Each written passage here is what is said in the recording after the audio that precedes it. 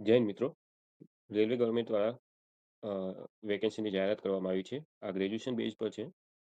તમે જોઈ શકો છો અહીંયા જે એનટીપીસી એટલે કે non technical popular category graduation base પર આ ભરતી આવી છે. આમાં અલગ અલગ કેટેગરીમાં વેકેન્સી પાડવામાં આવી છે. હું તમને આગળ જણાવીશ કે કઈ કેટેગરીમાં વેકેન્સી પાડવામાં આવી છે. ટોટલ 6 પોસ્ટ પર વેકેન્સી પાડવામાં આવી છે. એક છે chief commercial cum ticket supervisor, જેનો પે લેવલ છે એ 6 રહેશે. એનું ઇનિશિયલ પે એની બેઝિક પે છે 35,400 હશે ઇનિશિયલ પે. એમાં મેડિકલ સ્ટાન્ડર્ડ માંગવામાં આવ્યું છે, B2 પ્રકારનું માંગવામાં આવ્યું છે અને એજ લિમિટ છે 18 થી 33 વર્ષ રહેશે. એમાં ટોટલ 161 વેકેન્સી પાડવામાં આવી છે. એ રીતે સેકન્ડ છે જે એ સ્ટેશન માસ્ટર છે, એનો પણ પે લેવલ 6,006 નો રહેશે. એનું જે બેઝ ઇનિશિયલ પે છે એ પણ 35,400 રહેશે. એમાં કેટેગરી A2 નું માંગ્યું છે મેડિકલ સ્ટાન્ડર્ડ. એ તમને આ પીડીએફમાં જોવા મળી જશે. આમ જે મેડિકલ સ્ટાન્ડર્ડ છે એમાં B2, A2, C2 એક જે અલગ અલગ સ્ટાન્ડર્ડ પ્રોવાઈડ કરવામાં આવે છે એ તમને નીચે મેડિકલમાં જણાવવામાં આવેલ છે. એનું જે સ્ટેશન માસ્ટરની જે એજ લિમિટ રાખવામાં આવી છે, મોસ્ટલી એ સબની બધાની 18 થી 33 વર્ષની એજ લિમિટ રાખવામાં આવી છે. સ્ટેશન માસ્ટરમાં જે વેકેન્સી પાડવામાં આવી છે એ 615 વેકેન્સી પાડવામાં આવી છે. એ સિવાય થર્ડ છે જે એક ગુડ્સ ટ્રેન મેનેજરનું છે, એની ટોટલ વેકેન્સી 3,416 છે. આમાં સૌથી વધારે વેકેન્સી પાડવામાં આવી છે. એ પછી જે ચોથી વેકેન્સી છે જુનિયર એકાઉન્ટ અસિસ્ટન્ટ કમ ટાઈપિસ્ટની છે. એનું જે બેઝિક પે છે એ લેવલ 5નું રહેશે. લેવલ 5માં તમારો 29,200 બેઝિક ઇનિશિયલ પે રહેશે. એમાં જે તમારું વેકેન્સી છે 912 વેકેન્સી પાડવામાં આવી છે. એ પછી છે સિનિયર ક્લર્ક કમ ટાઈપિસ્ટ, એનો પણ બેઝિક પે છે એ લેવલ એ 5નો રહેશે અને એની વેકેન્સી છે 638 વેકેન્સી પાડવામાં આવી છે. એ પછી જે લાસ્ટ વેકેન્સી છે એ ટ્રાફિક અસિસ્ટન્ટની છે, જેનો બેઝિક પે લેવલ 4નો રહેશે. એની સેલરી જે છે તમારી ઇનિશિયલ એ 25,500 રહેવાનું છે અને એનું જે ટોટલ વેકેન્સી એની જે વેકેન્સી પાડવામાં આવી છે 59 છે. એમ કરીને તમારી ગ્રેજ્યુએશન પર ટોટલ 5,810 વેકેન્સી પાડવામાં આવી છે.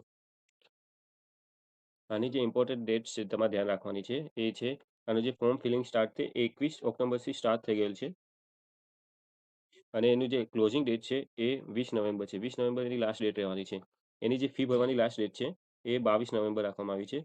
અને જો તમારે કંઈ પણ સુધારા કરવા હોય ફોર્મ ફિલઅપ થયા બાદ, તો એના માટે તમને 23 નવેમ્બરથી ટુ ડિસેમ્બર સુધી એ તમને વિન્ડો ઓપન કરવામાં આવશે, જ્યાં તમે એમાં સુધારા વધારા કરી શકો છો. આ છે જે મેડિકલ સ્ટાન્ડર્ડ તમને બતાવવામાં આવ્યું હતું A2, B2, C2 જે છે એમાં મેડિકલ સ્ટાન્ડર્ડ કઈ રીતનું રહેશે. તો A2માં છે તમારું ડિસ્ટન્સ વિઝન છે 6/9 હોવું જોઈએ, બંને આંખનું વિધાઉટ ગ્લાસીસ. અને જે નિયર વિઝન છે એ 0.66નું રહેવું જોઈએ. 0.6 બંને આંખનું વિધાઉટ ગ્લાસીસ હોવું જરૂરી છે અને કલર વિઝન એ તમને કોઈમાં નહીં ચલાવી શકે.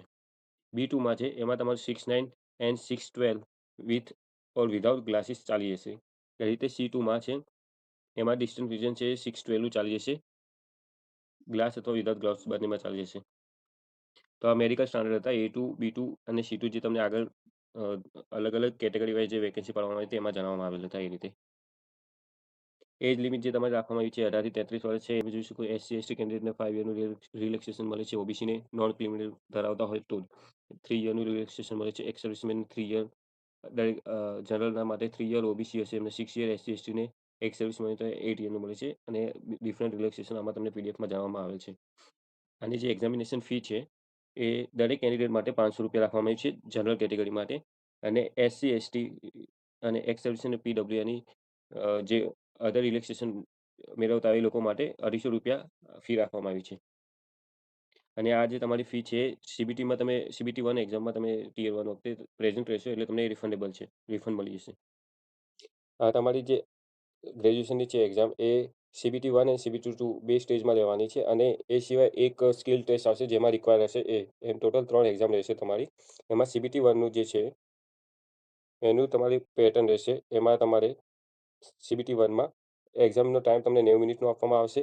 એમાં ટોટલ 100 ક્વેશ્ચન હશે, જેમાંથી જનરલ અવેરનેસના 40 ક્વેશ્ચન હશે, મેથેમેટિક્સના 30 અને રિઝનિંગના પણ 30 ક્વેશ્ચન હશે. એ પછી જે સેકન્ડ સ્ટેજ માટે ક્વોલિફાય રહેશે એ CBT2માં પણ 90 મિનિટનો ટાઈમ આપવામાં આવશે, પણ તમારા ક્વેશ્ચન છે 120 ક્વેશ્ચન થઈ જશે. એમાંથી 50 જનરલ અવેરનેસના હશે, 35 મેથેમેટિક્સના ક્વેશ્ચન હશે અને રિઝનિંગના 35 ક્વેશ્ચન હશે. અને આમાંનું જે નેગેટિવ માર્કિંગ છે એ 1/3 માર્ક રહેશે નેગેટિવ. CBT1 અને CBT2 બંનેમાં નેગેટિવ માર્કિંગ 1/3 એટલે 0.33નું નેગેટિવ માર્કિંગ રહેવાનું છે તમારું. અને અહીંયા પોસ્ટ વાઇઝ તમને જણાવે છે કે એમાં કઈ રીતે સ્કિલ ટેસ્ટ આવશે. તો જે ફર્સ્ટ પોસ્ટ છે ગુડ્સ ટ્રેડ મેનેજરની, એમાં કોઈ સ્કિલ ટેસ્ટ નહીં આવે. એમાં તમારે CBT1 એન્ડ CBT2 ખાલી 2 જ એક્ઝામ આવશે. ત્યાર પછી જે senior clerk cum typist, junior account assistant cum typist, એની જે ટાઈપિસ્ટ છે એમાં તમારે ટાઈપિંગ ટેસ્ટ આવશે. એ પછી chief commercial cum ticket supervisor છે, એમાં તમારે કોઈ ટાઈપિંગ ટેસ્ટ નહીં આવતી. એ સિવાય પછી જે આવશે station master and traffic assistant, એમાં તમારે એપ્ટિટ્યૂડ ટેસ્ટ અલગથી આપવામાં આવશે. એટલે જેમાં ટાઈપિંગ રિક્વાયરમેન્ટ હશે ત્યાં ટાઈપિંગ ટેસ્ટ હશે અને એ સિવાયમાં એપ્ટિટ્યૂડ ટેસ્ટ રહેશે. અને એ સિવાય જે 2 પોસ્ટ છે goods trade manager and chief commercial cum ticket supervisor, એમાં તમારે કોઈ ટેસ્ટ એક્સ્ટ્રા આપવામાં આવશે નહીં. CBT1 અને CBT2 જ આપવામાં આવશે. એ બેઝ પર તમારું મેરિટ બનશે. સો થેન્ક્સ ફોર વોચિંગ. જય હિન્દ.